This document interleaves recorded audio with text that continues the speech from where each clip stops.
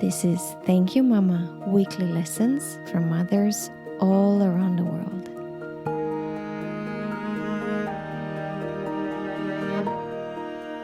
Hello and welcome to Thank You Mama. My guest today is Sanaë Lemoine. Sanaë is the author of The Margot Affair, which is her debut novel and which received highest praise from New York Times, Financial Times, The Economist, and many, many other important outlets. Hello, Sanaë, and welcome. Hi, Anna. Thank you so much for that beautiful introduction. I am so excited about having you here. Should we tell my listeners how this happened? Yes, please do. So my dear friend, Caitlin, who was also a guest on this podcast, have you heard her episode, Sanaë? I haven't yet. You should. It's so beautiful. Yes, I will. So Caitlin is a book editor in New York City, and she told me about your book. She said, I just read a book which you must read, because my mom was a very famous movie actress. And because of this whole podcast and this obsession with mother-daughter relationships, she loved your book and she really highly recommended it and said, try getting Sanaë on your podcast. And so when you said yes, I was really very excited. I love the book, by the way. It spoke to me on so many different levels. The famous mom, I love the way you wrote about the famous mom, a mom who's an actor and who is an artist. And this mother-daughter relationship, it just touched many different buttons with me. Thank you. I'm so touched that you felt that way and that you most connected with the mother-daughter relationship, because I feel like that's really the heart of the novel, and it's not always necessarily what all the readers see. Mm-hmm. So I'm so moved that you felt that way. Mm.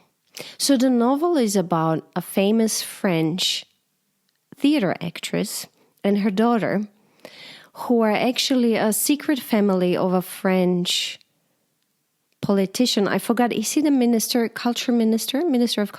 Yeah, so exactly. So the minister of culture. Mm. And he has an official family with 2 sons.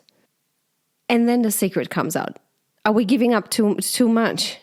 No. I mean, that's really the premise. Yes, it's the premise. And so when I started reading, I was surprised that Caitlin recommended it, because I'm like, yeah, great. There's a mom who is a famous actress. But then I felt it was beautiful how it took me away from this whole story about father and the secret family and this whole thing, again, into the relationship, mother-daughter relationship. I enjoyed the transition. I felt exactly what you said in this interview, that as you were writing, this spontaneously became the focus of the book. Yes, because when I first started writing it, because of the premise, I was more focused on the father-daughter relationship. I was thinking about what it would be like to have a father who shares his time between 2 families, one that's official and one that's hidden. And the fact that the narrator, Margot, wants to let loose the secret and be recognized as her father's legitimate daughter.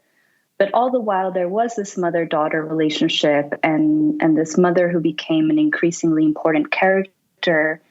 And as time went on, the focus shifted to the mother-daughter relationship and to exploring how it was affected by the reveal of the secret, and also exploring this question of Margot yearning for her mother's love and whether she can get that or not from her.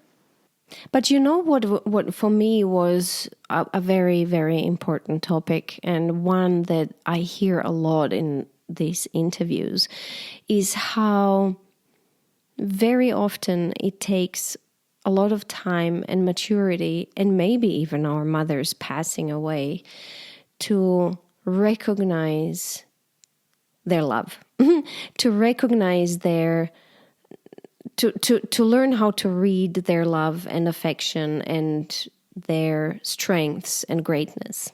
Yeah. While we're young and very close to them, we're full of rebellion and criticism, and we're unhappy and this and that. But as we grow and mature and experience things ourselves and learn to read people, I'm guessing, we learn more and more to read and to read the different ways that our mothers show or hide their love. That's so beautifully said, this idea of learning to read your mother or your parent. And of course, like what is not visible to you as a child can become visible when you become an adult or later in life. I have so many questions that I'm like, oh, wait, which one do I ask now? But what I want to talk about before we jump into your mom is you. Yeah. So I was born in Paris. My father's French and my mother is Japanese. And we lived there for about 4 years. And then we moved to Australia for my father's work. We lived in Melbourne for 8 years and then moved back to France. So I learned to speak English and to write in English in Australia. And then when we moved back to France, I stayed there through middle school and high school. And I came to the US for college, where my older brother had gone to college too, and ended up staying here. So now I've been in New York for 10 years. I became a US citizen last year. And yeah, it's funny because I moved around quite a bit as a kid, but my whole adult life has been here. Do you have a home? Do you feel that one or two countries are your home? I feel that home is several places. It's definitely in great part New York because I've been here for a long time, and it's where I have my community of writers and closest friends. And my friends at this stage in my life feel so much like family. But when I go back to France, I feel this real sense of recognition or familiarity. And I wonder if you've experienced that with Vienna when you were living abroad and when you'd return. But there's something about the smells and the sounds and the landscapes that feels on a very primal level, that feels like home, even though I'm not sure I would feel at home living there. And so, yeah, it feels like home is these different places. And then it's also to a certain extent where my parents are, but they've moved around so much. And neither one of them lives in France today. So I think that adds another layer of confusion or richness, depending on how you see it.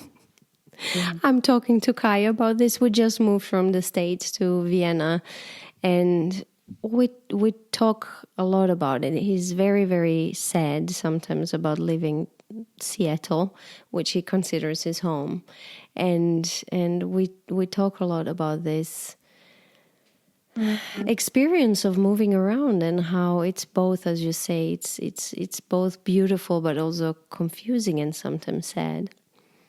Yeah, that's true. Let me ask you about the book. I interviewed a few authors until now, and many authors, including me, have a previous career. They're like, Yes. I'm a doctor turned author. I personally am a marketing manager turned author, you know. You are an author, aren't you? Well, yes and no. I also have had another career or have another career alongside the novel writing. But so I did go to grad school for fiction writing right after undergrad. So I feel like that was a way to kind of solidify the beginnings of my career as a writer. But then when I graduated from my master's in fiction writing, I went into food. And so I worked in the food space as a recipe writer and editor, and then as a cookbook editor for several years. And I continued to do that work I think of it kind of on the side, but I don't know. It's like the fiction writing is sometimes on the side and the food writing is sometimes on the side. It flips back and forth. But so alongside the fiction writing, I'm also working on a few cookbook projects. And I'm constantly trying to find a balance between the two, which at times it feels like they nourish each other. And at other times it feels like they're in direct competition for my attention. Depends on the day. So now let's talk about your mom. Yes. So she is Japanese, as we've learned. Her name is Akiko. That's right. Yeah. And I read she speaks Spanish because she grew up in Uruguay and Colombia. How did that happen? Yeah, she has kind of a wild story. So she's Japanese and she was born in Japan right after the war in 1945, September 1945, in the mountains outside of Tokyo where her mother had taken refuge from the bombings. And she left Japan when she was young. I think it was in the early 50s. Her father was a diplomat, so they moved around quite a bit for his work. And they first lived in Uruguay and then in Colombia, among a couple of other places. And so from a young age, she spoke Spanish and also French, which she had learned at school. And then later she learned English. And Japanese is her first language. So she still counts in Japanese, or like that. I think she returns to that language for certain things. But her primary language pretty early on became Spanish. And so when she was in her early 20s, she moved to Argentina on a whim. It was to visit a friend. And she ended up staying for 20 years, for almost 20 years. She got married, had a son who's my older brother, got divorced, and then had several careers there. And then she met my father, who was in Buenos Aires just on a work trip. And they fell in love, and she decided to move to France with her son. So she was 42 when she moved to Paris. And then I was born 2 years later. And now she actually lives in the US. So she moved to Washington, D.C., where my brother lives. She moved there, I think it must have been about 10 years ago. I'm thinking about how you both are international people, how it lies in your blood. Yeah, I mean, my father too. It's kind of in the family. Though now we've all settled in places. I don't know for how long, but we'll see. I read somewhere she is a Alexander Technique teacher. What were her careers, her different professions? Yeah. So I think of my mom as one of those people who was always searching for her identity, or what she wanted to do in life. And I don't even know all of the things that she's done, but early on, she worked as a receptionist in PR and sales for a Japanese company. She went to secretarial school. And I mean, this was in the 60s, I imagine. So, and was a bilingual executive secretary for a while. And then in Argentina, she ended up going back to school to get a high school degree, which would allow her to apply to Argentine universities, since she hadn't completed her high schooling in Argentina. And she, after my brother was born, so in her 30s, she went back to university and became an educational psychologist.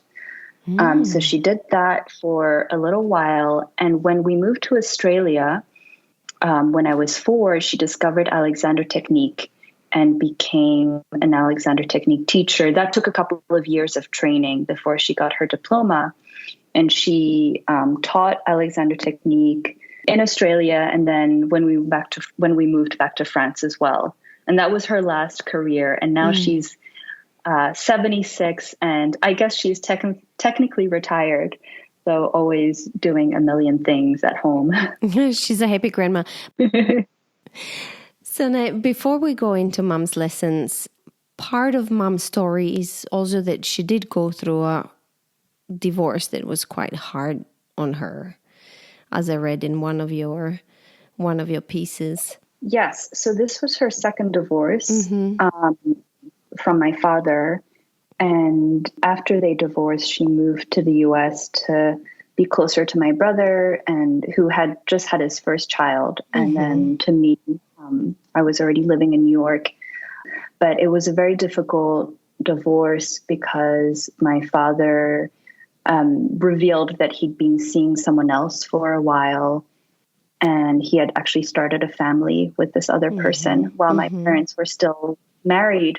So even though the marriage between my parents had been very strained for a long time, and they weren't getting along, but still it was a marriage. And so that the betrayal and the deception was, as you can imagine, hard, especially for my mother. So she left France after that and came to the US. And I read it was very, very difficult for her. Did she recover? How long did it take her to recover from that shock? Yeah, I can't remember exactly how long. I do feel like it marked a turning point in her and in our relationship too, because she had been unhappy for so long in their marriage. And of course, the divorce was probably one of the lowest points. And for the first time, I saw my mother really crying and really fragile and vulnerable in a way that I had never seen before. How old was she? I'm sorry. Oh, yeah. So well, I have to do the math. I guess she was in her 60s. She was probably 66, 67. That must be extremely difficult. Yeah, I mean, they'd been together for more than 20 years, and she hadn't lived alone in a really long time. Not only that, but if you get divorced younger, you're like, okay, I'll start anew, even if it doesn't mean a new family necessarily. But starting anew at 66 in this new constellation is extremely difficult and painful. Yes. Yeah. It was so hard. But it was also the first time that she was opening up to me. So it was one of the most painful periods for both of us, but also a moment where I think that's where we started to become closer, because she was finally talking about some of what she'd been protecting me from to a certain extent. And so she started to share more about how she was feeling and what she'd been feeling throughout their marriage. Also, maybe I was at an age where she could finally talk to me about it, or she had to, in order to explain what I was witnessing. And I would say there was probably a year where it was really hard. And I was also struggling, so I wasn't always the most receptive to her pain. And then it felt quite quick where she actually she seemed like a different person. I mean this in a very positive way, where once we had gotten past the most difficult stretch and we started to become closer, and she moved into this really lovely apartment in Washington, D.C. that she furnished herself. And she started to live on her own. It felt like she had completely changed. And sometimes we joke with my husband that he's only known Akiko 2.0 because she was so different when I was growing up. And she has always been a spiritual person, but became even more so after this second divorce. And it's funny that you asked me these questions, because I feel like I have no sense of timeline. It's all quite blurry in my memory. What I remember is a very difficult period of about a year, and then things kind of, maybe it's almost like the haze lifted, and we were in an aftermath where things were better. And I'm asking because, because divorce happens and and it's beautiful to learn that it's hard, but women recover. I've from all the interviews I've done until now, it's beautiful to hear how, and watching my friends go through divorce, how hard it is, but women do recover. You recover. You become a 2.0 version of yourself. Well, I feel, not as I articulate this to you, I feel bad even saying it, because it almost feels as though the divorce and the how extreme, like maybe it could have happened a different way, but there is something to be said about how violent it was, and how I do feel like that the violence of the rupture and how it happened sometimes feels like what we needed in order to get to where we are today, Yes. in order to really open the secrets, or like set them free and find a level of closeness. When all of this was happening, and when I think my mother was going through the most painful stretch of her adult life, she shared a journal that she had kept when I was young that I had never seen before. And she shared other things that she had written. And so it almost felt like the trigger, or the thing that allowed us to start repairing our relationship. Of course, I didn't at the time think like, oh, our relationship needs repairing. We didn't get along. And I was like, well, that's probably how it's always going to be. But now that we are close, I can see that progression. Mm-hmm. And when it started happening, and I feel like I feel that she is in such a good place today. Of course, the past 2 years have been really difficult, as they have been for everyone else, but I think even more so if you're living alone. But she also, I feel like she has finally found her place in life, and she seems so at peace. I haven't seen her lose her temper much in the past 10 years, whereas before it was almost a daily occurrence. I wrote down, I copy pasted up from your article, which was very important to me, how it didn't occur to you that her bitterness might have been directed at your father. And how, and this is where we started talking about how it takes time and it takes life experiences to learn how to read our mothers and their behavior and their way of showing or not showing love. How there's so many other things happening in their lives that sometimes we need to grow up to learn it wasn't us. It wasn't personal. Of course, yeah. No, and it's hard when you're the child, and my brother is 10 years older, so he had left home by that point, or he left when I was 7. I think it's really difficult to not feel that everything originates from you or is a reflection of you when you're a child. Your universe is so constrained. Yeah. And so if your parent is upset, your first thought is like, I must have done something to upset them. And because my father was often traveling and he'd leave for 2 weeks at a time, we had no one else to direct our unhappiness to but each other. And so even if it didn't stem from one another, we were reflecting that constantly. And it took so long to realize that there were other forces at play. Yeah, I mean, I think only distance can teach you that, or can show you that. Distance and age, maturity and experience. Let's talk about her lessons. I'm very curious to hear what you feel were the most important things you've learned from her. Yeah, well, no one has asked me that question, and it's such a beautiful question, because we all learn things from our parents.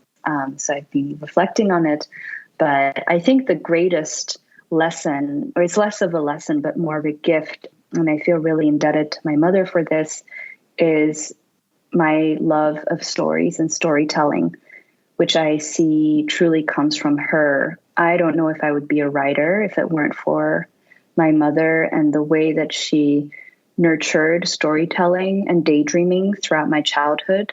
She was constantly telling me stories.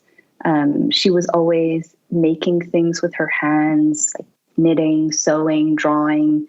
And she really encouraged me to, when she noticed that I loved drawing and that was something that she and I shared, she really encouraged me to pursue it.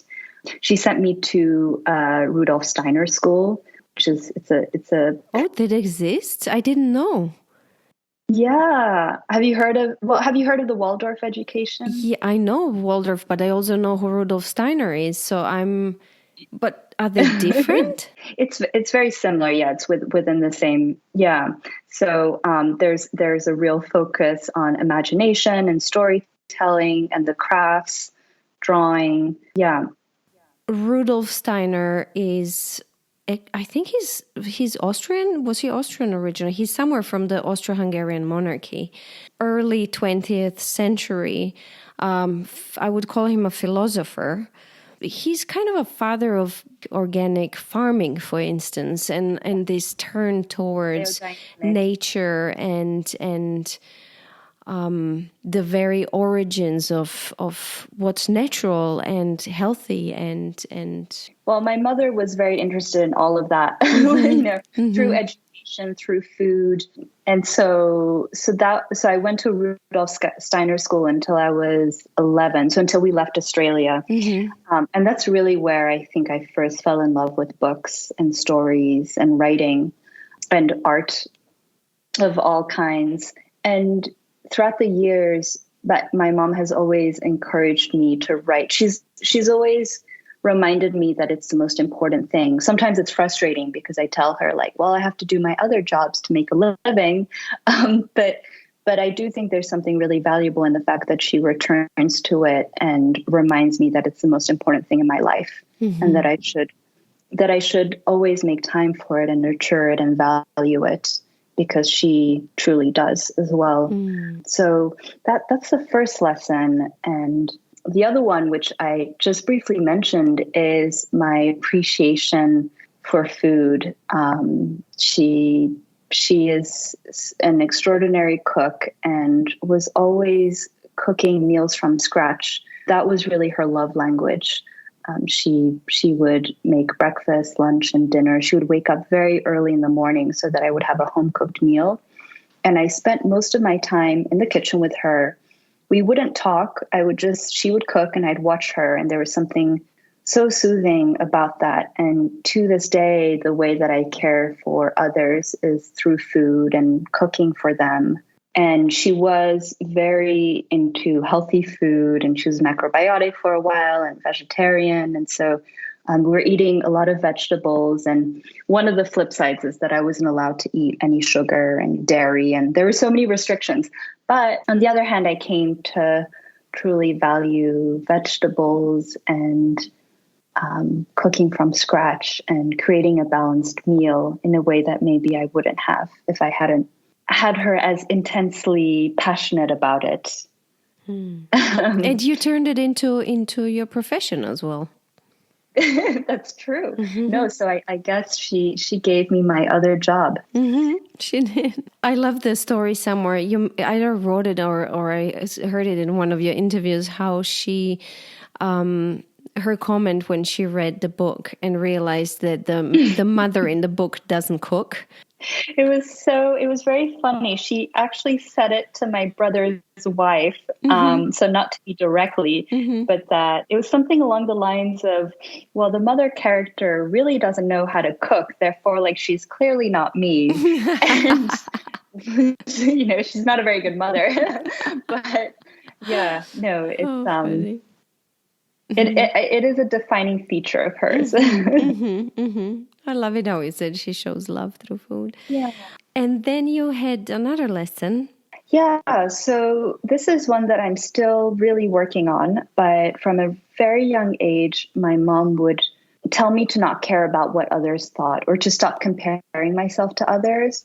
And I think it's very common as a child, as a young girl, to compare yourself to your peers and to care about how you're perceived. And I would probably complain about it and talk to her about it. And she would always repeat over and over again in Spanish, a mí no me importa, which means I don't care. And it drove me crazy as a kid because, I just wanted her to validate my feelings and say like, yes, you are more beautiful than the other girl, or, or more intelligent. And instead she would say, oh, why do you even care what others think or say or what they feel, or, you really shouldn't care that much. And today I can be so grateful for that, the way that she raised me in that environment that she created, because it was really powerful to see a mother who didn't seem to care about how others perceived her. She always seemed so at ease in her body and herself.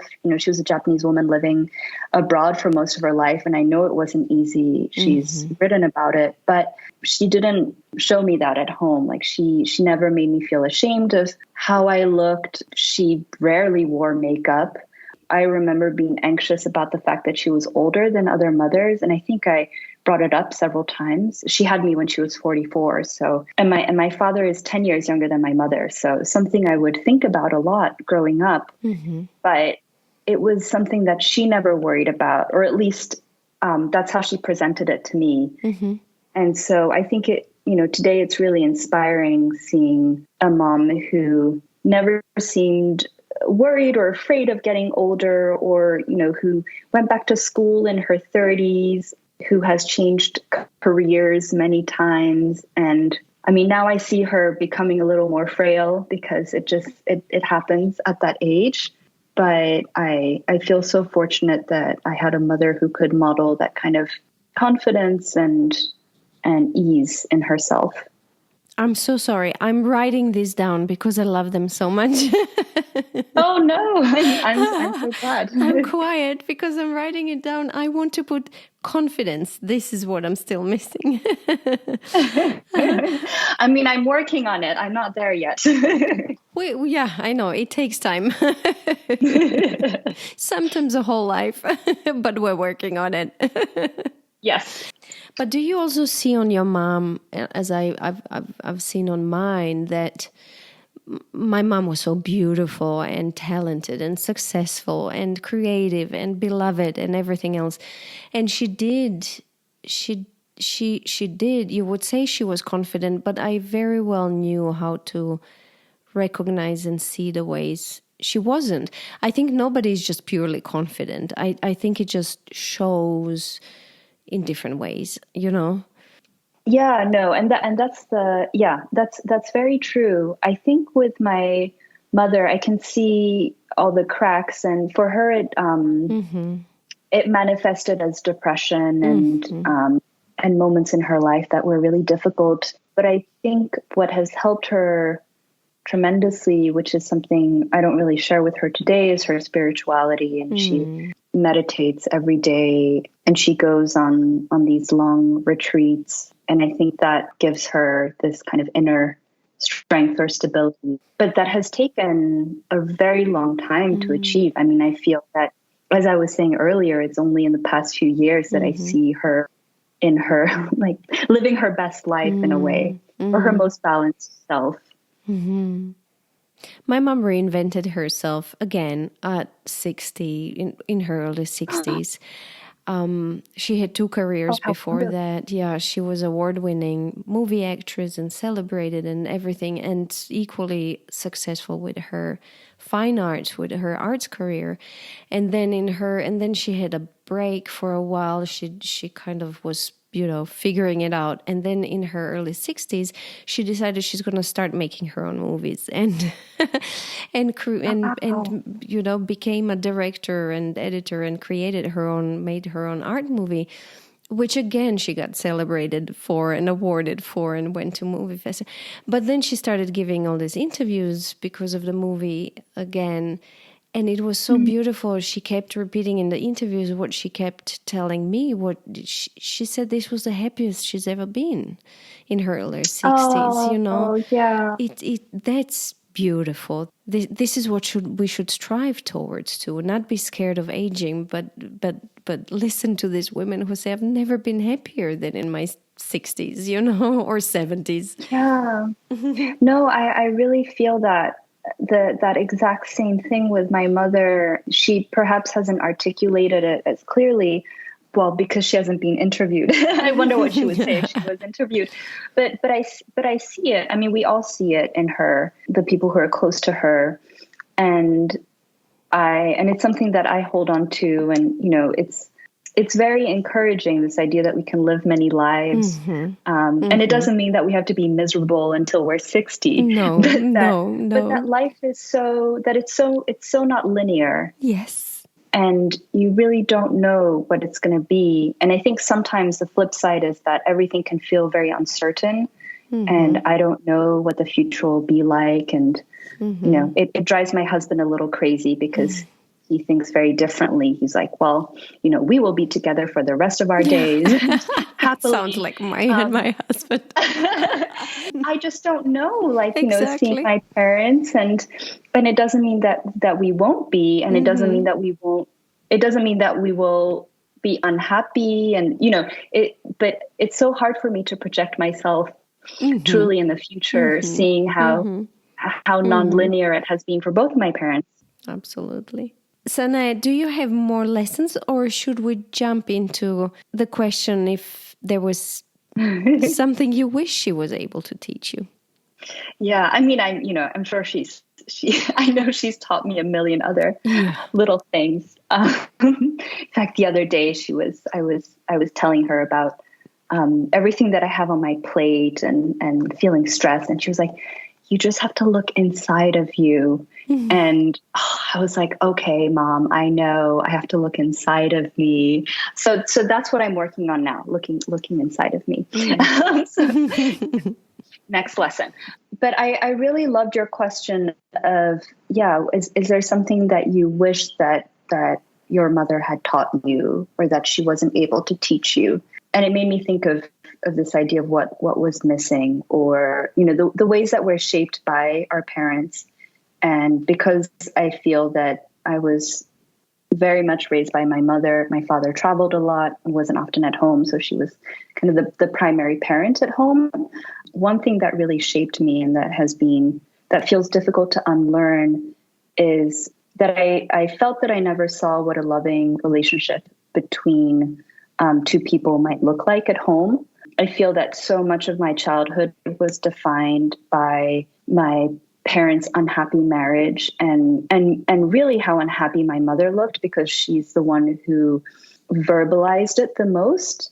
And even though it came from both of my parents, I feel that she, for the most part, modeled this lack of tenderness and love and joy.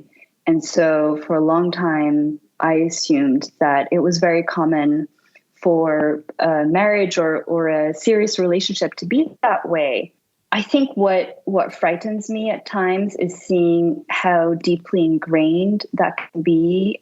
And I guess it's less something that she wasn't able to teach me, but more something that I feel that I've absorbed of hers, and that scares me, seeing her lose her temper so much throughout my childhood towards my father, seeing her lose control of her emotions.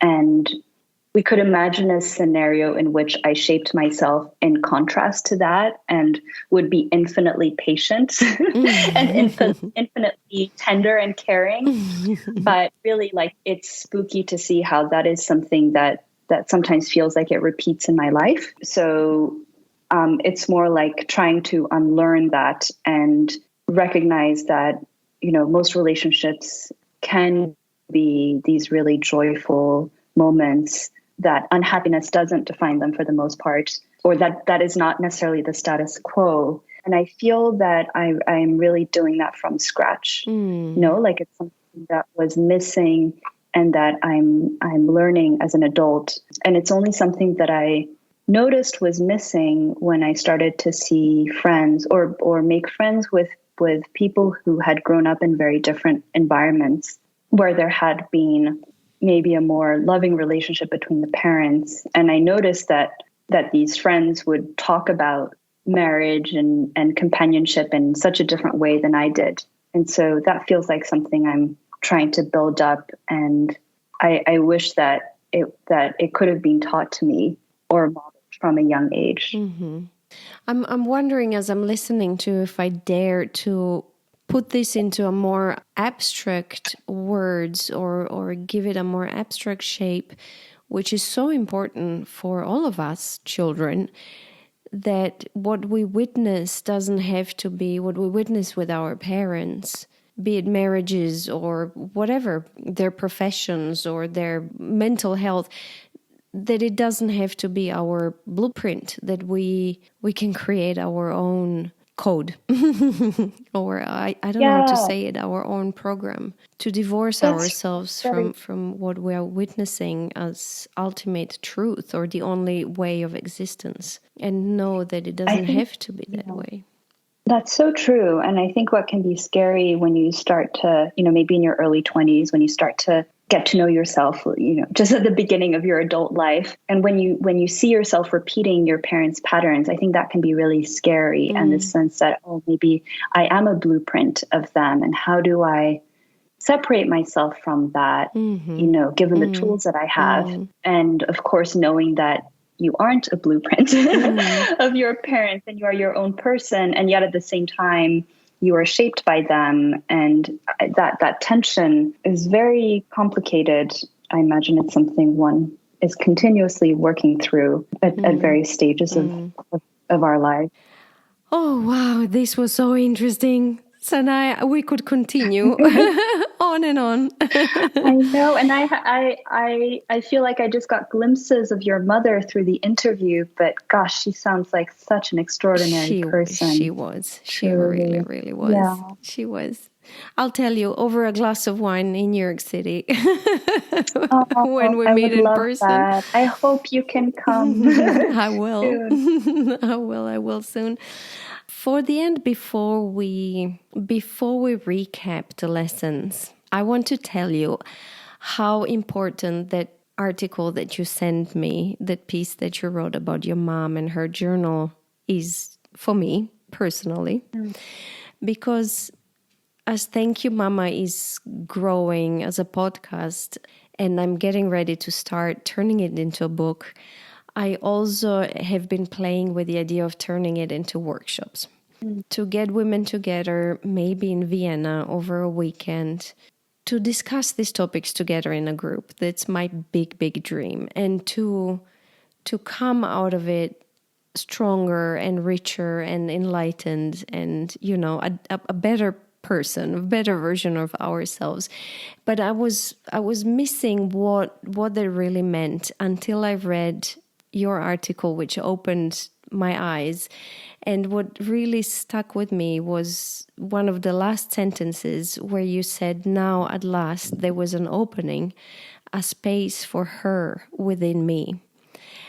And I realized this is what I want to do with the women in my workshop. I want to help them to create this space and this opening, to allow a space within themselves for their mothers, no matter what their relationships were like, if they were great or not so good or not good at all. And that led me even further to realize that what maybe we should be aiming to is not only to open a space for our moms within us, but also to kind of learn to become our own mothers in a way, Yeah. So thank you for that. This is still work in progress.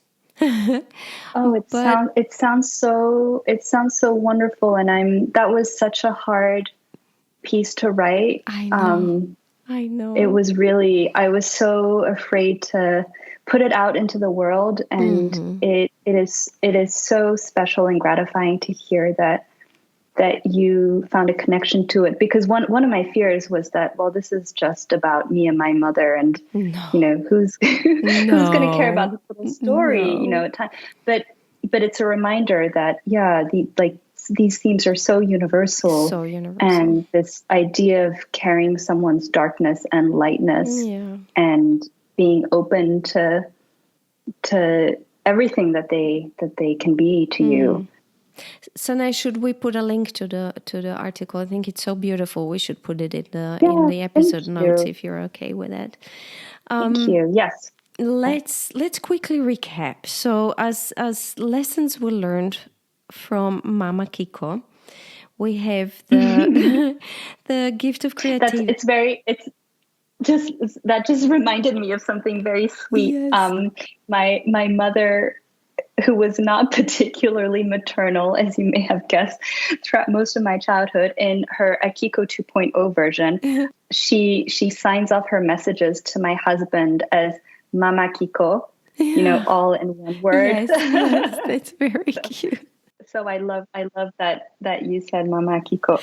Okay, Mama Kiko taught us about the creativity, about the gift of creativity, and to use imagination and tell stories and daydream. We learned from her about food, the love for food and cooking, and how that can be a way to show that we care. I do not cook. I mean, I do cook, but I do not love cooking. And it takes me a lot to... I'm very much aware of how important the, good food and a good meal it is for a family, and especially for a growing boy. So I'm cooking. But I find it so inspiring to hear how we can... That can also be a way of showing love. Mm-hmm. And most importantly, to not compare yourself to others and not care about what others think. And then something you wish she was able to teach you, she didn't model a loving relationship, basically. So she was not able to teach you a tender and loving, patient relationship that... Yeah, like what it could look like to have that, which is such an important part of our lives, whether it's in friendship or in romance or love, what that could look like within a home. Yes. Did I miss anything? That was perfectly summarized. Thank you. Yeah. Thank you, Sanaë. Thank you so much for writing the book, for writing the article that inspired me so deeply, for being my guest. And for meeting me in New York when I come over for a glass of wine to talk about our moms. I really can't wait. I love talking about mothers, and I'm constantly writing about it in my fiction. So it's such a treat to just sit down and talk to you about it and, sort of like just exist in that space. And, you and I had different mothers and grew up in different worlds, and yet I feel that we can share this connection or understanding through the experience of being daughters and having that bond with someone else. Thank you. If you enjoy Thank You Mama and want to help it grow, please take the 2 seconds to leave a 5-star review on Apple Podcasts. It really helps. If you'd like to get in touch, you can send me a mail at info@thankyoumama.net. You can also find me on Instagram, Facebook, and Twitter under Anna Tijder, that's Tajder. This was Thank You Mama. Come back next week, subscribe, and tell your friends.